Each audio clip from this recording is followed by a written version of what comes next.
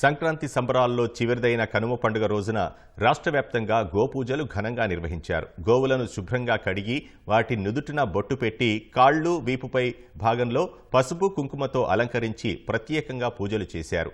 పండుగ మూడో రోజున పిల్లలు పెద్దలు ఆటపాటలతో సందడిగా గడిపారు.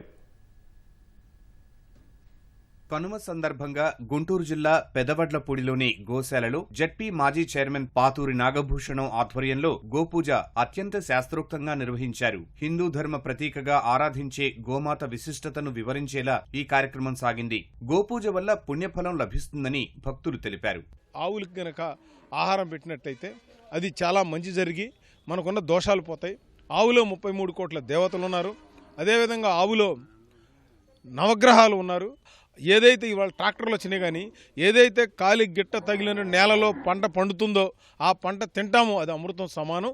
అందుకని వాళ్ళ ఆవుల్ని పెంచాలి, ఎద్దుల్ని పెంచుకోవాలి, ప్రకృతి వ్యవసాయం చేయాలి. గోపూజ చేస్తే కనుక పితృదోష నివారణ జరగడం కానీ, అలాగే మనం ఏవైతే మన పితృదేవులకు సమర్పించుకుంటామో అది గోవు ద్వారా అయితే సత్వరం చేరి మరింత పుణ్యఫలం మనకు లభిస్తుందని చెప్పని ఈ కనుమ రోజు మేము ఈ సేవా కార్యక్రమం పాతూరి నాగభూషణ్ గారి ద్వారా చేపట్టడం జరిగింది. కనుమ రోజు ఆవులను పూజించుకోవటం, గోమాతను పూజించుకోవటం చాలా సంతోషంగా. విశాఖ సింహాచలం వరాహ లక్ష్మీ నరసింహస్వామి దేవస్థానం ఆధ్వర్యంలోని గోశాలలో గోవులకు ప్రత్యేక పూజలు నిర్వహించారు. గోశాలను పరిశుభ్రం చేసి గోవులకు ప్రత్యేక పూజలు చేశారు. పిండి వంటలు వండి పశువులకు తినిపించారు. భక్తులు ఆవులను పసుపు కుంకుమలతో అలంకరించి ప్రత్యేక పూజలు నిర్వహించారు. సింహాచలం దేవస్థానం ఆధ్వర్యంలో నిర్వహిస్తున్న గోశాలలో దేశీయ జాతి ఆవులను సంరక్షిస్తున్నారు. ఏటా కనుమ రోజున గోవులకు విశిష్ట పూజలు చేస్తున్నారు. లోక కళ్యాణార్థం ఉండేటటువంటి గోమాతని ఎవరైతే సంరక్షిస్తారో, అదే కాకుండా గోవు ద్వారా వచ్చినటువంటి ద్రవ్యం ఏదైనా సరే తీసుకోవడం వల్ల ఆయుర్వేదంలో కూడాను పంచగవ్య వధి అని, పంచగవ్య వటి అని, అదే పంచగవ్య తీర్థమని ఆగమశాస్త్రాల్లో కొన్ని చెప్పడం జరుగుతుంది. మా నేటి రాజస్థానం ఇక్కడ మేము 2014 నుంచి కూడా మాకు ఇక్కడ ఈ సింహాచల దేవస్థానం ప్లస్ గోశాలతో మాకు అనుబంధం ఉంది. ఎప్పుడూ కూడా ఈ సేవను కోరుకుంటూ అలా చేస్తుంటాం. ప్రతి సంవత్సరం వచ్చి చేస్తున్నాం. చాలా బాగా ఆనందంగా ఉంది. వ్యవసాయానికి అవ్వచ్చు, అలాగే పాడి పరిశ్రమకు అన్నిటికీ వినియోగిస్తాము.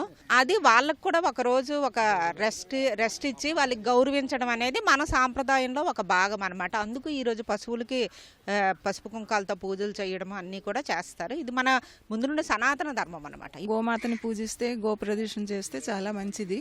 గోవు నుంచి వచ్చిన పాలు, పెరుగు, నెయ్యి కూడా భగవంతుడికి సమర్పిస్తాం. మనం అన్ని విధాలా పనికొస్తుంది. గోమాత ఒక భూదేవితో సమానం. తిరుపతి జిల్లా శ్రీకాళహస్తీశ్వర ఆలయంలో గోపూజ నిర్వహించారు. అనంతరం ఆలయంలోని అలంకార మండపం నుంచి శ్రీ సోమస్కందమూర్తి సమేత జ్ఞాన ప్రసూనాంబికాదేవి అమ్మవారికి కైలాస గిరి ప్రదక్షిణ నిర్వహించారు. ఆలయానికి సమీపంలో 23 కిలోమీటర్ల మేర విస్తరించి ఉన్న కైలాసగిరి చుట్టూ దేవతామూర్తుల విగ్రహాల ఊరేగింపు జరిగింది. రానున్న మహాశివరాత్రి బ్రహ్మోత్సవాలకు ముక్కోటి దేవతలకు ఆహ్వానం పలుకుతూ ఆది దంపతులు కైలాస గిరి ప్రదక్షిణ నిర్వహిస్తారని అర్చకులు తెలిపారు. గిరి ప్రదక్షిణలో భక్తులు పెద్ద ఎత్తున పాల్గొన్నారు.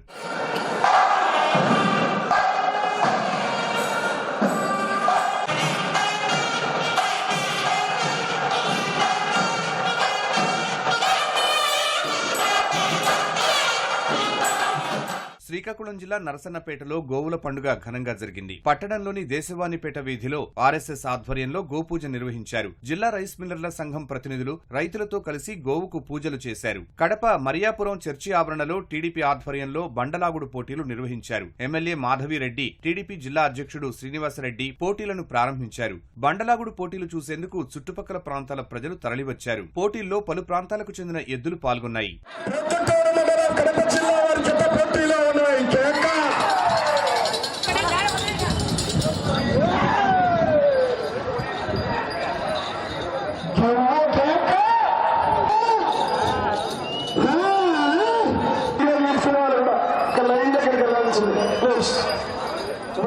ఎన్టీఆర్ జిల్లా జగ్గయ్యపేటలో సంక్రాంతి సంబరాలు అంబరాన్నంటాయి. ఆర్యవైశ్య యువజన సంఘం ఆధ్వర్యంలో జరిగిన వేడుకల్లో టీడీపీ జిల్లా అధ్యక్షుడు రఘురాం, ఎమ్మెల్యే శ్రీరామ్ తాతయ్య పాల్గొన్నారు. ఈ సందర్భంగా భోగి మంటలు, గంగిరెద్దులు, హరిదాసు కీర్తనలు, భరతనాట్యం ప్రదర్శించారు. ఎమ్మెల్యే శ్రీరామ్ తాతయ్య కర్రసాము చేసి అందరినీ అలరించారు.